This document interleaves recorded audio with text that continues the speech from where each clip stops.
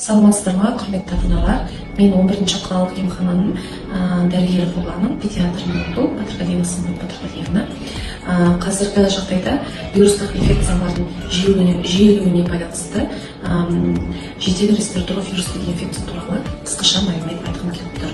Жедел респираторлық вирусты инфекция ол әртүрлі респираторлық вирустардың қоздыруынан, яғни жоғарғы тыныс жолдарының жедел инфекциясы деп аталады.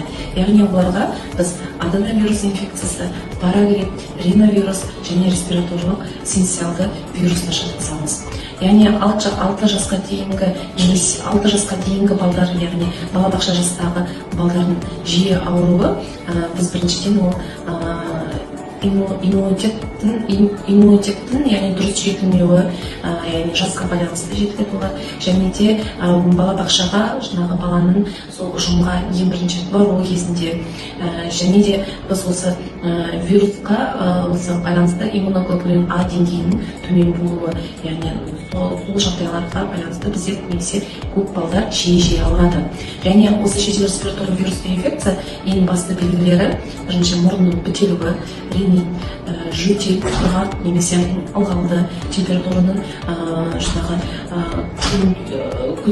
сақталуы, және де 39-ға дейін, 40-қа дейін көтерілуі. Ал кішкентай балдарда, сәби жасындағы балдарда ол жедел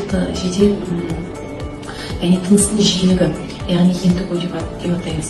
Емшектің дұрыс ембеуі және де әлсіздігі, яғни сол белгілер болса, біз стационарға жолдауларыңызды сұраймыз. Және де осы жедел респираторлық вирусты инфекцияның профилактикасы біз осы тұратын жерімізде немесе бөлмемізде біз ауаны ылғалдандыру керекпіз, және ауаны тазарту керекпіз. Яғни бөлмені ылғалдандыру, яғни 40-60% біз болу керек. Және де бала құнарлы тамақ ішу керек, жасқа байланысты D витаминін беру керек.